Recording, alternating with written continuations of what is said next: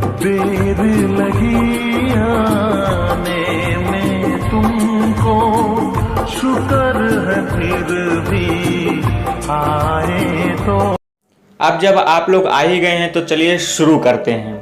बचपन से हमको मैथ्स में ये पढ़ाया जाता है कि हम किसी भी नंबर को जीरो से डिवाइड नहीं कर सकते हैं। ये मैथ्स का एक बेसिक रूल है। लेकिन क्या कभी आप लोगों ने सोचा कि हम किसी भी चीज को जीरो से डिवाइड क्यों नहीं कर सकते? पुरानी सभ्यताएं जैसे कि ग्रीक्स, रोमन्स, ये लोग जीरो को एक ऐसी क्वांटिटी, मात्रा के रूप में देखते हैं जो कि किसी भी चीज के ना होने को दर्शाती है। यानी कि जीरो का मतलब है कुछ भी नहीं। लेकिन मैं आप लोगों को लेकर चलता हूं 7वीं शताब्दी में, जहां भारतीय गणितज्ञ ब्रह्मगुप्त ने जीरो को एक नंबर के रूप में देखा और उन्होंने कुछ बेसिक मैथमेटिकल रूल बनाए जो कि जीरो को डिफाइन करते हैं। जैसे आप एक में जीरो को जोड़ेंगे तो उत्तर एक ही होगा, अगर आप एक में जीरो घटाएंगे तो भी उत्तर एक ही होगा। लेकिन अगर आप जीरो का गुणा किसी भी अंक से करते हैं तो उसका उत्तर जीरो ही होता है। लेकिन अगर किसी भी अंक को जीरो से डिवाइड कर दिया जाए तो उसके उत्तर के बारे में ब्रह्मगुप्त को भी कोई आइडिया नहीं था। उन्होंने ऐसा सोचा कि किसी भी नंबर को जीरो से डिवाइड करने पर उसका उत्तर जीरो ही होगा। यह सब ब्रह्मगुप्त का कहना था। लेकिन करीब 500 साल बाद यानी कि 12वीं शताब्दी में भारतीय गणितज्ञ भास्करादित्य ने हमको यह बताया कि एक को जीरो से भाग देने पर उत्तर अनंत आएगा, ना कि जीरो। ऐसा उन्होंने इसलिए कहा क्योंकि एक को इन्फिनाइट पीसेस में डिवाइड किया जा सकता है जिनका साइज लगभग जीरो के बराबर ही होगा। लेकिन उनका यह लॉजिक बड़े अंकों के लिए फेल हो गया। जैसे कि 5 को जीरो से डिवाइड किया जाए या 10 को जीरो से डिवाइड किया जाए तो आंसर क्या होगा। उनका यह लॉजिक बड़े नंबर से डिवीजन को नहीं समझा पाया। लेकिन आज हम सबको इसका जवाब पता है। किसी भी नंबर को जीरो से डिवाइड करने पर उसका आंसर अपरिभाषित यानी कि अनडिफाइन आता है। यानी कि ऐसा आंसर जिसका कोई सेंस नहीं बनता।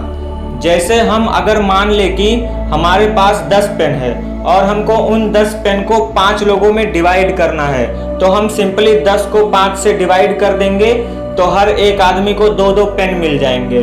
अगर हमको इन्हीं 10 पेनों को 2 लोगों में डिवाइड करना है तो हम 10 को 2 से डिवाइड करेंगे तो हर एक आदमी को 5-5 पेन मिल जाएंगे।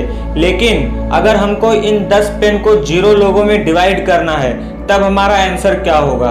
तब आप कहेंगे जब यहाँ पर कोई है ही नहीं तो हम इन पेन्स को किस में डिवाइड करेंगे। यानी कि इस केस में आंसर का कोई सेंस ही नहीं बनता। इस केस में हमारा आंसर अनडिफाइन होगा, यानी कि हम कुछ कह नहीं सकते। लेकिन फिर भी हम सोचते हैं कि अगर किसी भी नंबर को जीरो से डिवाइड कर दिया जाए तो आंसर क्या हो सकता है। जैसे हम 10 को जीरो से डिवाइड कर दें तो आंसर क्या होगा। इसके लिए सबसे पहले हम 10 को 5 से डिवाइड करते हैं तो उत्तर 2 आता है। फिर हम 10 को 2 से डिवाइड करते हैं तो उत्तर 5 आता है। 10 को 1 से डिवाइड करते हैं तो उत्तर 10 आता है।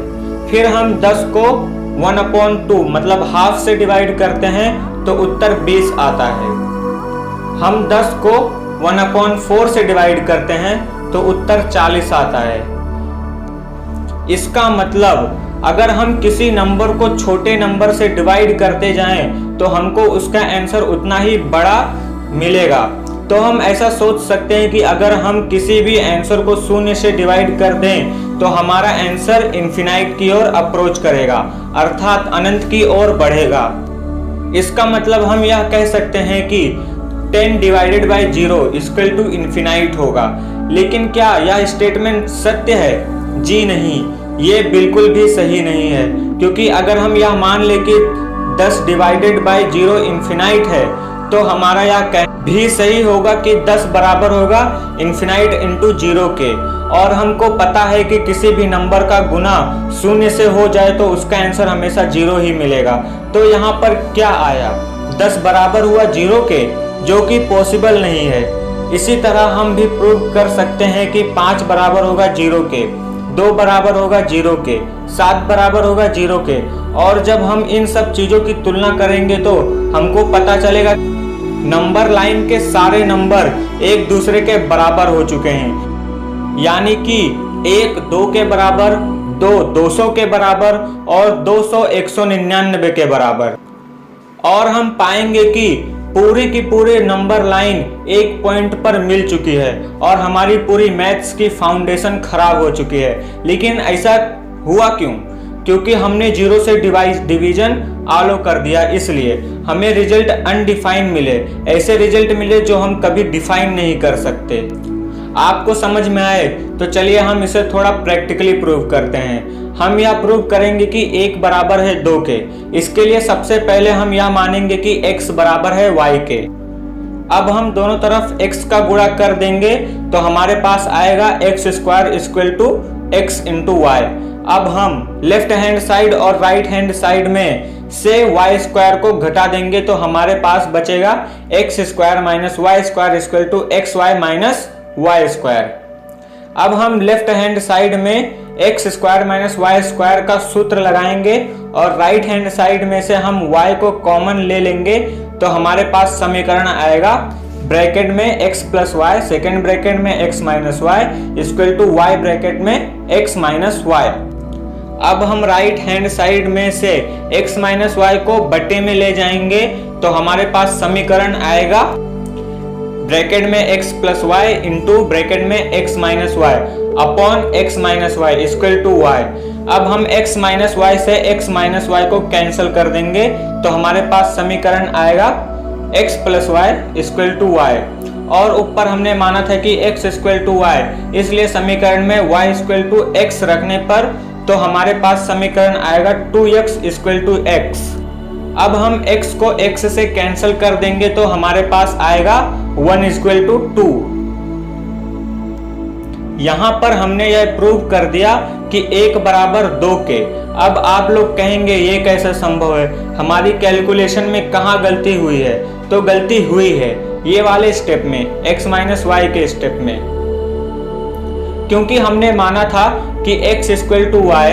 हम अगर y की जगह x को रख दें तो हमारे पास आएगा 0, यानी कि हमने जाने अनजाने में 0 से डिवीजन आलो कर दिया, जिसकी वजह से हमारी पूरी कैलकुलेशन में एरर आ गया है और 1 2 के बराबर प्रूव हो गया है। तो देखिए कि केवल एक बार 0 से डिवीजन आलो करने पर हमने ये प्रूव कर दिया कि 1 बराबर है 2 के। हमको कितना अजीब रिजल्ट देखने को मिला, इसलिए हम कभी भी 0 से डिवीजन आलो नहीं करते।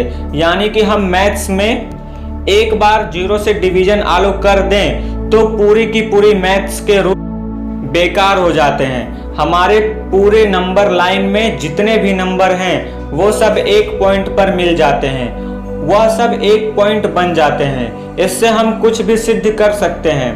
मैथ्स का पूरा लॉजिक ही खत्म हो जाता है, नंबर लाइन का कोई अस्तित्व ही नहीं रहता है और जो हमको रिजल्ट मिलते हैं वो बिल्कुल बेकार रिजल्ट होते हैं जो कि हमारे किसी भी काम के नहीं होते। इसलिए हम कभी भी 0 से डिवीजन आलो नहीं करते। तो अगली बार आपसे किसी ने पूछा कि किसी भी नंबर को 0 से डिवाइड करने पर क्या आंसर होगा, तो आप यह कह सकते हैं कि आंसर वैसा ही होगा जैसा एक हाथ से बजाई गई ताली की आवाज, या फिर हमारा ब्रह्मांड किस चीज में फैल रहा है। यानी कि हमको ऐसे उत्तर मिलेंगे जिनका कोई सेंस नहीं बनता, जिसमें कोई इंफॉर्मेशन नहीं होती। तो आशा करता हूं आपको यह जरूर समझ आया होगा कि 0 से डिवीजन क्यों आलो नहीं है।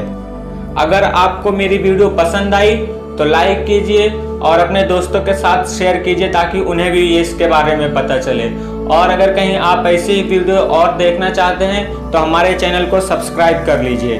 Thanks for watching.